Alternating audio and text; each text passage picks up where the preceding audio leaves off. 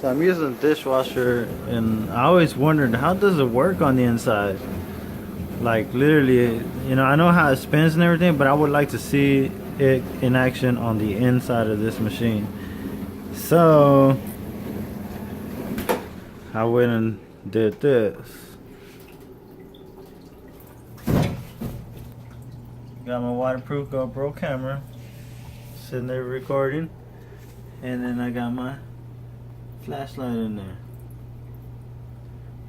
recording all the action with the light.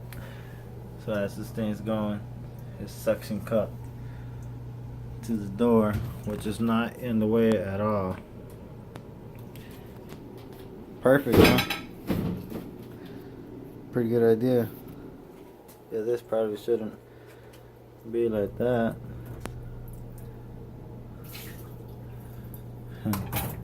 The top to it already fell down there. Oh well. It'll get partially clean. Force that to get in there. Just gotta stick it behind these. It'll help hold it in there. Doesn't matter. Not too worried about it. But I do want to see the footage on that camera, how it comes out.